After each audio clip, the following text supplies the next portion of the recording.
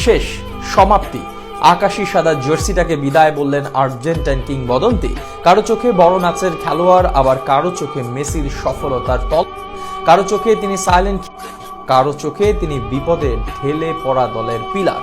তবে সবকিছু ছাপিয়ে আর্জেন্টিনার জার্সিটাকে শোকেইজে ভরার সিদ্ধান্ত নিয়ে বিদায় জানালেন প্রজন্মের সবচেয়ে আন্ডাররেটেড তারকা আনহেল ডি মারিয়া। তার বিদায় আর ক্যারিয়ার নিয়ে বিস্তারিত জানবো প্রতিবেদনে। রাত্রি এখানে স্বাগত সান্ধ্য শাখে, কিষানকে ঘরে পাঠায় যে আলোপথ, বুড়ো বটতলা পরস্পরকে ডাকে, সন্ধ্যা সেখানে জড়ো করে জনমত।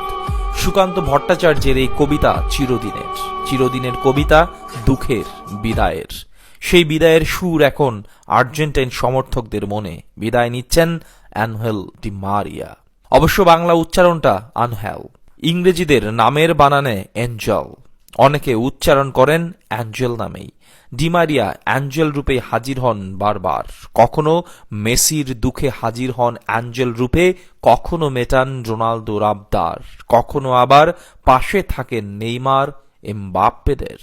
ডি মারিয়ার গল্পে আসা যাক। তার আগে যাওয়া যাক বিখ্যাত জাপানিজ এনিম নারুটোর এক বিখ্যাত উক্তিতে। সেখানে এক বিখ্যাত ডায়ালগ ছিল, Those who do not understand true pain can never understand true peace. Di Maria নিজের ক্যারিয়ারে এই কষ্ট বুঝেছেন বলেই সর্বশেষ বুঝেছেন আসল আনন্দ। ওই যে ছেলেবেলায় ডি মারিয়ার বাবা ছিলেন কঠোর। শীত কি বর্ষা, ডি মারিয়াকে কাঠ কয়লা কুড়াতে হতো। অভাবে সংসারে সেটাই হতো সম্বল। ফুটবল খেলার জন্য পাড়ি দিতে হতো বহু দূর। এরপর বেনফিকা থেকে রিয়াল মাদ্রিদের ডাক, সেই স্বপ্ন পূরণের গল্প। ডি মারিয়া এর মাঝে বেদনা অনুভব করেছেন অনেক গুণ।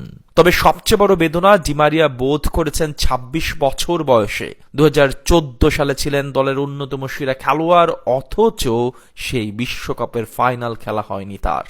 ওই যে রিয়াল মাদ্রিদের আসা চিঠি, কোচ সাবেলার ভবিষ্যতের কথা ভাবা।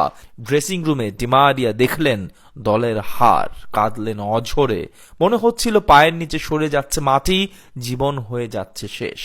সেই কষ্টের প্রতিদান ডি মারিয়া পেলেন, সত্যিকারের শান্তি খুঁজে পেলেন 18 ডিসেম্বর 2022। আর্জেন্টিনার বিশ্বকাপ জয়ের পর সবাই ছুটছে, আর একজন দাঁড়িয়ে আছেন। পৃথিবীর সবকিছু তার অর্জন করা যেন শেষ।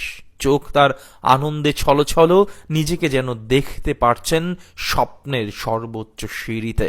এই আনন্দ, এই সত্যিকারের আনন্দের জন্যই ডি মারিয়া ফুটবল খেলেছেন। আর্জেন্টিনার হয়ে সবকিছু জয় করেছেন, তবে সবচেয়ে বেশি অবদান রেখেছেন 3 ফাইনালে গোল করে। রিয়াল মাদ্রিদের হয়ে জিতেছেন লা লিগা আর চ্যাম্পিয়ন্স লিগ, পিএসজির হয়ে জিতেছেন লিগ 1 সহ ঘরোয়া সব ট্রফি। এর মাঝে আর্জেন্টিনার হয়েও জিতেছেন সব। সেই সবে ডি মারিয়া সব দলেই খেলেছেন দলের সেরা পারফর্মার হয়েই। এমনকি শেষ সময়ে বিশ্বকাপ খেলার পর ফিরে যান ছেলেবেলার ক্লাব বেনফিকায়, সেখানেও ছিলেন অন্যতম সেরা পারফর্মার। এত বছরের এত অবদান শেষেও তাকে যখন বেঞ্চে করা হয়, একটিবারের জন্য তোলে না কোনো প্রশ্ন। ডি মারিয়ার গল্প শেষ করা যাক। অনেকটা ডি মারিয়া যেমন নিজের ক্যারিয়ারের শেষ করেছেন, দুই জায়গায় থামার জন্য শব্দ বা সামর্থ্য ফুরায়নি, ফুরিয়েছে সময়। সেই সময়টাই যে বড় নিষ্ঠুর, যে কারণে চাইলেই আটকানো যাবে না ডি মারিয়াকে। ডি মারিয়ার বিদায় শুভ হোক, এটাই হোক কামনা।